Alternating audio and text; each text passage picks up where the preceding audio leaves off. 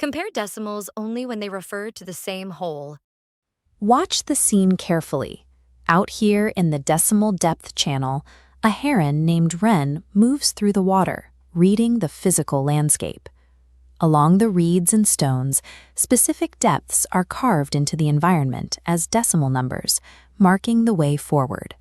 To proceed, Wren must compare these values to the hundredths place to judge the physical size of each step. The numbers and symbols are integrated into the scenery, etched into the same bark and stone Wren uses for footing.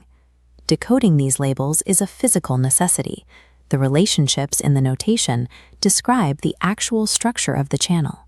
Wren encounters the first obstacle, a comparison between 0.4 and 0.35. Visual intuition might suggest a longer number is larger, but the gauges tell a different story. These parallel depth gauges are marked in tenths and hundredths. Water lines rest at 0.4 and 0.35. To compare them, we rewrite the first gauge. 0.4 equals 0.40. 40 hundredths sits higher than 35 hundredths. The relationship is recorded. 0.4 is greater than 0.35. Standardizing the place values reveals the physical depth, proving that a longer sequence of digits doesn't necessarily represent a larger quantity. Wren continues downstream to the next marker, facing a comparison between 0.62 and 0.7. Here are two parallel depth gauges. Water levels indicate 0.62 and 0.7, leaving measurements on different scales. By rewriting the tenths, 0.7 is the same as 0.70. 70 hundredths is a greater depth than 62 hundredths. We record this. 0.62 is less than 0.7. Appending a 0 in the hundredths place measures the same depth with finer precision, allowing the two values to be compared on the same scale. The light shifts as Wren enters a calm pool. Here, the challenge is to determine the relationship between 0.5 and 0.50.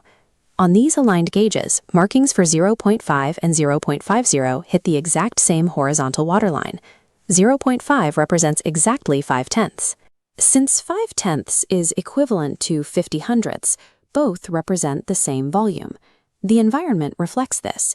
0.5 equals 0.50. Two numbers can look different in formatting while anchoring to the exact same physical reality. Wren stops where the landscape changes dramatically. To her left is a shallow, narrow pool. To her right, a deep, wide channel.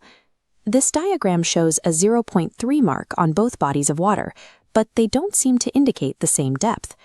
When we look at the full scale of the environment, we see that two holes are completely different sizes. 3 tenths of a deep channel represents significantly more water than 3 tenths of a shallow pool. Decimal comparisons are only valid when they refer to the same shared whole. No, the decimals compare only when they refer to the same whole. Mathematical models only accurately reflect the world when the underlying context is identical. Across the channel, the labels show us what each quantity means, while Wren's movement proves how those quantities change. The math notation we leave behind is simply a record of those physical relationships. With the landscape understood, the channel is at rest. Understanding decimal fractions is a process of reading the structural reality of the world and using notation to confirm what we see. Which label in the environment tells you the most important mathematical relationship, and how does the animal action prove it? 62 hundredths is less than 70 hundredths.